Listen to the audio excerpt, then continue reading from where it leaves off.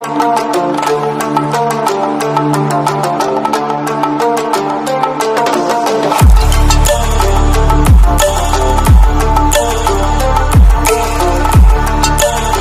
Hello నమస్తే good morning welcome to our YouTube channel. నేను మీ అల్లం సాయి కృష్ణ. ఈ వీడియోలో ఈరోజున ముఖ్యమైన విద్య ఉద్యోగాలకు సంబంధించిన అప్డేట్స్ గురించి డిస్కస్ చేద్దాం. వీడియోలోకి వెళ్ళే కంటే ముందు మొదటిసారిగా మన ఛానల్ని చూస్తున్న వాళ్ళు లేదా మన ఛానల్ ఇప్పటివరకు సబ్స్క్రైబ్ చేయని వాళ్ళు ఎవరైనా ఉంటే సబ్స్క్రైబ్ చేయండి. ఈరోజున ఫస్ట్ అప్డేట్ ఏంటంటే గ్రూప్ 1 ప్రిలిమినరీ ఎగ్జామినేషన్ దానికి సంబంధించిన కీకి సంబంధించిన ఒక అప్డేట్ అనేది ఉంది. దాన్ని గమనిస్తే అభ్యర్థుల వ్యక్తిగత లాగిన్లో గ్రూప్ 1 ప్రిలిమినరీ ప్రాథమిక కీ మరియు మాస్టర్ ప్రశ్నపత్రం అని మనకి ఇక్కడ ఇవ్వడం అనేది జరిగింది. సో మొత్తం మీదిగా గ్రూప్ 1 ప్రిలిమినరీ ఎగ్జామినేషన్ కంప్లీట్ అయిపోయింది. Within the few of the డేస్లోనే వ్యక్తిగత లాగిన్లలో ఈ మాస్టర్ క్వశ్చన్ పేపర్తో పాటు కీని కూడా మనకు అక్కడ ఇవ్వడం అనేది జరిగింది. సో అభ్యర్థులు ఒకసారి మీ పర్సనల్ లాగిన్లోకి వెళ్ళి దాన్ని డౌన్లోడ్ చేసుకొని ఎంతవరకు మన స్కోర్ వస్తుందనే విషయాన్ని చూసుకోవచ్చు. అదేవిధంగా మొత్తం మీదుగా ఒక ప్రశ్నకు మాత్రమే ఒకటి కన్నా ఎక్కువగా సమాధానాలు ఉన్నట్టుగా మనకు ప్రాథమిక కీలో ఏర్పడుతుంది. దాదాపు ఆ క్వశ్చన్ నెంబర్ వచ్చేసేసి 17వ క్వశ్చన్కి మాత్రమే మల్టిపుల్ ఆన్సర్స్ అనేవి ఉన్నాయండి. సో ఇంకా ఆబ్జెక్షన్స్ని కూడా పెట్టడానికి ఈ నెల 17వ తేదీ వరకు ఆబ్జెక్షన్స్ పెట్టే అవకాశం కూడా ఉంది. సో ఒకసారి మొత్తం కూడా మాస్టర్ క్వశ్చన్ పేపర్ను కీని కంపారిజన్ చేసుకొని ఎక్కడైనా ఆబ్జెక్షన్స్ ఉంటే దానికి ప్రూఫ్ రీడింగ్ పెట్టేసి పర్టికులర్ ప్రూఫ్ రీడింగ్ అకాడమీ బుక్స్ని బేస్ చేసుకొని పెట్టే ప్రయత్నం అయితే చేయండి. సో వాటి వల్ల ఏమైనా మార్పులు చేర్పులు జరిగితే మనకు ఫైనల్ కీ అనేది విడుదల కావడానికి ఆస్కారం అయితే ఉంటుంది. అదేవిధంగా మరొక అప్డేట్ గమనిస్తే వెబ్సైట్లో వెటర్నరీ అసిస్టెంట్ సర్జన్ పోస్టుల ఖాళీలకు సంబంధించిన వివరాలను కూడా ఉంచడం అనేది జరిగింది. పశుసంవర్ధక శాఖలో వెటర్నరీ అసిస్టెంట్ సర్జన్ క్లాస్ ఏ క్లాస్ బి పోస్టుల యొక్క వివరాలు ఉన్నాయండి.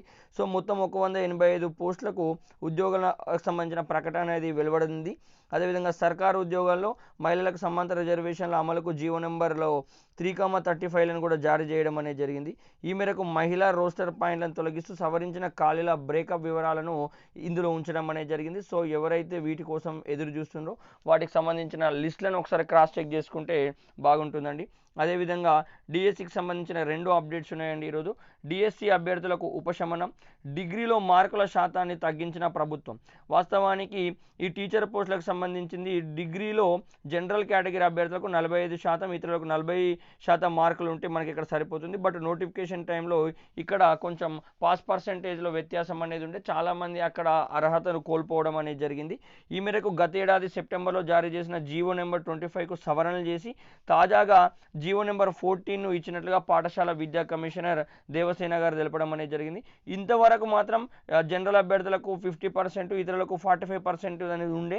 బట్ ఇప్పుడు అది మాత్రం జనరల్ వాళ్ళకు 45, ఇతరులకు 40% చేయడం అనేది జరిగింది. సో దాంట్లో ఇబ్బంది అనేది ఏం లేదండి. భాషా పండితులు పీఈటీలకు సంబంధించిన కనీస మార్కుల నిబంధనను కూడా దీనికి వర్తిస్తుంది. వారు డిగ్రీ ఉత్తీర్ణత సాధిస్తే సరిపోతుందండి. భాషా పండితులు పీఈటీ వాళ్ళకు మాత్రం జస్ట్ డిగ్రీ పాస్ అయిపోతే వాళ్ళకి సరిపోతుంది. ఆ విషయాన్ని గమనించాలి. మోస్ట్ ఇంపార్టెంట్ అండి, చాలామంది ఆస్పిరెంట్స్ అర్హతను కోల్పోవడం అనేది జరిగింది. దీనివల్ల కొంచెం ఫ్లెక్సిబుల్ అనేది వాళ్ళకి కావడం జరిగింది. అదేవిధంగా మరో అప్డేట్ డిఎస్సికి సంబంధించింది. డిఎస్సి అప్లికేషన్లో ఎడిట్ ఆప్షన్, డిఎస్సి దరఖాస్తులను సవరించేందుకు విద్యాశాఖ అధికారులు అవకాశాన్ని కల్పించడం జరిగింది. తాజాగా టెట్ రిజల్ట్స్ రిలీజ్ చేయడంతో ఆ మార్కులను యాడ్ చేసుకునేందుకు ఛాన్స్ ఇవ్వడం అనేది జరిగింది. మ్యాక్సిమం ఆస్పిరెంట్స్కు టెట్ స్కోర్లో చేంజెస్ అనేవి జరిగినాయి కావున వాటిని యాడ్ చేసుకునే అవకాశం అనేది ఇవ్వడం జరిగింది. టెట్ అప్లికేషన్ తో పాటు అంటే ఇట్స్ మీన్ టెట్ స్కోర్తో పాటు డిఎస్సి అప్లికేషన్లో ఏమైనా తప్పులు ఉన్నా కానీ ఎడిట్ చేసుకోవచ్చండి. అది దానికి సంబంధించిన అఫీషియల్ వెబ్సైట్ని ఇక్కడ మనకు చూపించడం అనేది జరిగింది. ఈ అవకాశం అనేది ఈ నెల 20 వరకు ఉంటుందండి. ఆ విషయాన్ని ఆస్పిరెంట్స్ గమనించాలి. అదేవిధంగా నెల 19 వరకు డిఎస్సి ఫీజు చెల్లించేందుకు అవకాశం అనేది ఉంది. 20వ తేదీ వరకు దరఖాస్తును కంప్లీట్ చేసుకునే అవకాశం అనేది ఉంది. దాదాపు ఇప్పటి వరకు 200 లక్షల పైగా ఆస్పిరెంట్స్ అప్లై చేసుకున్నారు. ఇక్కడ ఎవరు అప్లై చేసుకోలేదంటే ఎవరైతే ఎన్ని రోజులు టెట్ క్వాలిఫై కాలేదో వాళ్ళు అప్లై చేసుకోలేదు. వాళ్ళు 19th డేట్ లోపల చేసుకునే ప్రయత్నం అనేది చేయండి. అట్లాగే ప్రతి ఒక్క ఆస్పిరెంట్ టెట్లో స్కోర్ ఎక్కువ రావడం వల్ల మీరందరూ కూడా ఎడిట్ ఆప్షన్కి వెళ్ళి దాంట్లో స్కోర్ని ఇప్పటిది వచ్చిన స్కోర్ని యాడ్ చేసుకునే ప్రయత్నం అనేది చేయండి. అట్లాగే మీరు ప్రింట్అవుట్ తీసుకున్న అప్లికేషన్ ఫామ్ని ఒకసారి క్రాస్ చెక్ చేసుకుని ఇంకా ఎక్కడైనా మిస్టేక్స్ ఉంటే మాత్రం వాటిని కూడా కరెక్షన్ చేసుకునే ఓ ప్రయత్నం అయితే ఇక్కడ చేయండి. అదేవిధంగా మరొక అప్డేట్, ముఖ్యమైన అప్డేట్ ఏంటంటే నీట్ ఎగ్జామినేషన్ సంబంధించిన పెద్ద చర్చ అనేది జరుగుతుంది దేశం మొత్తంలో. గ్రేస్ మార్కులు ఎందుకు కలిపిండ్రు ఏంది అనేది మొత్తం జరిగితే సుప్రీంకోర్టులో విచారణ జరిగిన తర్వాత సెంట్రల్ గవర్నమెంట్ ఎన్టీఏ తీసుకున్న డిసిషన్ ప్రకారం నీట్లో గ్రేస్ మార్కులు ఇప్పుడు రద్దు చేయడం అనేది జరిగింది. 1563 మంది అభ్యర్థులకు వాస్తవ మార్కులు కేటాయింపు. మరి వీళ్ళకు ఇక్కడ వాస్తవ మార్కులు కేటాయించిన తర్వాత వీళ్ళు ఇక్కడ సాటిస్ఫాక్షన్గా ఉంటే దీంతో కౌన్సిలింగ్ వెళ్ళొచ్చండి. ఒకవేళ వీళ్ళు ఇక్కడ సాటిస్ఫాక్షన్గా లేకపోతే మాత్రం వీళ్ళు మళ్ళీ ఎగ్జామినేషన్ రాసుకునే అవకాశం అయితే ఉంటుందండి. ఈ ఎగ్జామినేషన్ అనేది ఈ నెల 23న వీళ్ళకి నిర్వహించడం అనేది జరుగుతుంది. జూన్ 30లోగా రిజల్ట్స్ ఇవ్వడం అనేది జరుగుతుంది. అదేవిధంగా షెడ్యూల్ ప్రకారమే జూలై 6 నుంచి కౌన్సిలింగ్ అనేది ప్రారంభం అవుతుందండి. సో కేంద్ర ప్రభుత్వ ప్రతిపాదనకు సుప్రీంకోర్టు అనుమతి కూడా ఇవ్వడం అనేది జరిగింది. గ్రేస్ మార్కులు రద్దయిన వాళ్ళకి నేను ఇందాక చెప్పినట్టు 2 అవకాశాలు, ఇటు ఒరిజినల్ మార్క్స్ వాడుకోవచ్చు లేదా మళ్ళీ ఒకసారి ఎగ్జామినేషన్ కూడా రాసుకోవచ్చు. కౌన్సిలింగ్ మాత్రం కంటిన్యూ అవుతుందండి. ఇది ఇంతటితో ఒక క్లారిఫికేషన్ వచ్చింది. గ్రేస్ మార్కులు కలపడం ఎందుకు ఈ చర్చ జరిగిందంటే అక్కడ అనేక కారణాలు ఉన్నాయండి.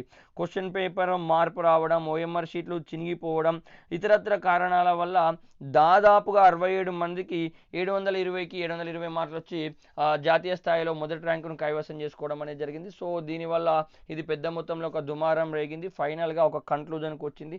ఎందుకు కలిపినరు, ఆ కలపదాన్ని తీసేస్తున్నాం, వాళ్ళకి మళ్ళీ ఒక ఎగ్జామ్ పెట్టే అవకాశం ఇస్తున్నాం, లేదా గ్రేస్ మార్కులు తీసేసి వచ్చిన ఒరిజినల్ మార్కులతో ముందుకెళ్లాలని ఫైనల్ డిసిషన్ తీసుకోవడం అనేది జరిగింది. ఆ విషయాన్ని కూడా గమనించాలి. అదేవిధంగా ఎంబీబీఎస్ సీట్లకు తగ్గుతున్న కాంపిటీషన్, ఒక సీటుకు కేవలం 5గురు పోటీ అండి. ఎందుకు ఇట్లా జరుగుతుందంటే మెడికల్ కాలేజీలు మరియు సీట్ల సంఖ్య అనేది గణనీయంగా పెరిగింది.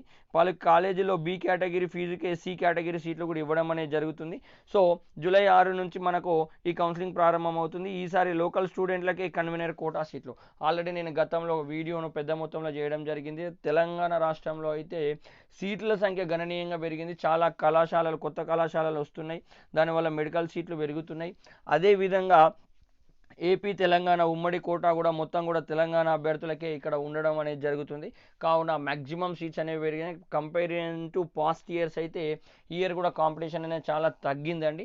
సో ఎవరైతే ఇంట్రెస్టెడ్ క్యాండిడేట్స్ ఉన్నారో వాళ్ళు ప్రయత్నం అయితే చేయొచ్చు. దగ్గరకు వచ్చి మిస్ అయిన వాళ్ళు కూడా ఒక్క లాంగ్ టర్మ్ను ప్లాన్ చేసుకుంటే నెక్స్ట్ టర్మ్లోనైనా కానీ ఎంబీబీఎస్ కొట్టే అవకాశం అయితే 100కి 100% ఉంటుందండి. సో ఒకసారి దీన్ని ఫోకస్ చేయండి. అదేవిధంగా నా ప్రీవియస్ వీడియోస్ని చెక్ చేసుకుంటే లాస్ట్ టైం కట్ ఆఫ్స్ ఎక్కడ వచ్చినాయి, ఏ విధంగా వచ్చినాయి, ఏ మార్కులకు ఏ ర్యాంకుకు ఏ కాలేజీలో సీట్ వచ్చింది అనే విషయాలను కూడా నేను ఎక్స్ప్లెయిన్ చేసిన. ఎన్ని సీట్లు ఈ తెలంగాణలో ఈసారి అవకాశం ఉండబోతుంది అనేది కూడా నేను ఎక్స్ప్లెయిన్ చేసిన. దాన్ని ఫాలో చేసే ప్రయత్నం చేయండి. వీలైతే ఈ వీడియో డిస్క్రిప్షన్లో పాత వీడియో యొక్క లింక్ను కూడా నేను పెట్టే ప్రయత్నం అయితే చేస్తానండి. ఇవి ఈరోజున్న ముఖ్యమైన విద్యా ఉద్యోగాలకు సంబంధించిన అప్డేట్స్ అండి. ఇలాంటి ముఖ్యమైన అప్డేట్స్ ఎల్లవెల్ల పొందాలంటే మన ఛానల్ని ఫాలో అవ్వండి. వీడియో నచ్చితే లైక్ చేయండి, షేర్ చేయండి. మన ఛానల్ని ఇప్పుడు సబ్స్క్రైబ్ చేయని వాళ్ళు ఎవరైనా ఉంటే సబ్స్క్రైబ్ చేయండి. Thank you so much. జై హింద్.